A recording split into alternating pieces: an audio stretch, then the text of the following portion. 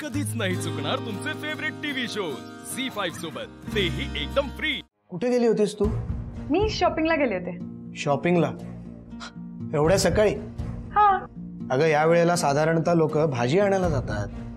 हो पण ती सवय मला नाहीये ना, म्हणून मी शॉपिंगला गेले। तरी एवढ्या सकाळी सकाळी? हा, मग तू झोपून होतास, मला कंटाळा आला म्हणून शॉपिंगला गेले। आणि का रे, शॉपिंग नाही करू शकत का मी? आधी तर म्हणत होतास की राणीसारखं ठेवेन, मग आता काय झालं? ठीक आहे ठीक आहे, तेच नको बोलून दाखव।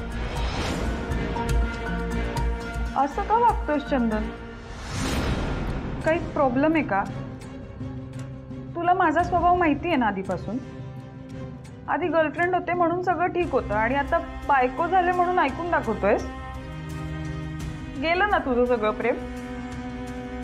आता असंच वागणार आहेस का पुढे माझ्याशी? आता शांत व्हायला पाहिजे। उगाच हिला संशय आला तर निघून वगैरे जाईल।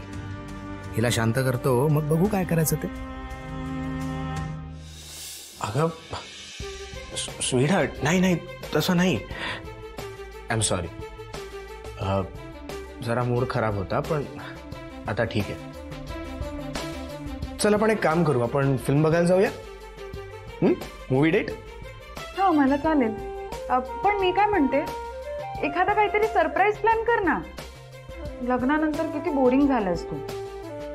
लग्नाआधी किती छान छान गिफ्ट द्यायचास, कॅन्डल लाईट डिनरला घेऊन जायचास, आणि आता तर मी एकटीच शॉपिंगला जाते।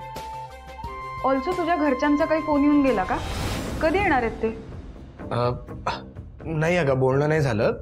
मी करेन त्यांना थोड्या वेळाने फोन। हा, मग केला की सांग, मला पण बोलायचंय। हो चल, बरं चल तू वरती जाऊन तयार होऊन घे, मी वाट बघतो। हा।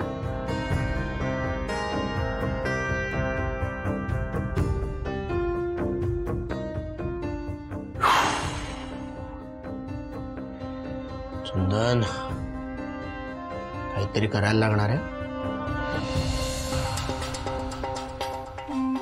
किट्टू डार्लिंग, तू काही बोलू नकोस आता। काहीच बोललो नाहीये। बस गप्प बस। हो ठीक।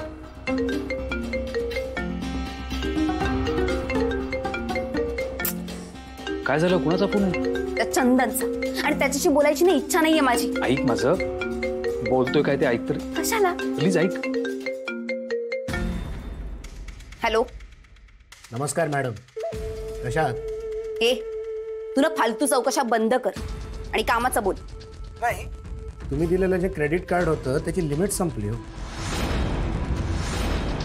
जरा त्याविषयी काही बघितलं असतं तर। कोण समजतोस रे तू स्वतःला? आणि एवढा खर्च केलास कुठे कुठे उडवलेच पैसे? अहो मॅडम, नवीन लग्न झालंय, खर्च तर होणारच ना। इतका?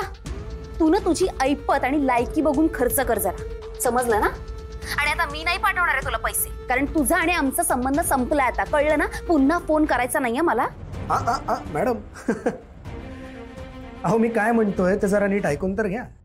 तुम्ही मला बोललात की दिव्याला लग्नातनं पळव, आणि दिव्याला मी लग्नाच्या मंडपातनं पळवलं तुमच्या सांगण्यावर। आता आशूचं लग्न मोडण्यात तुमचा हात आहे हे तुमच्या घरी कळलं तर?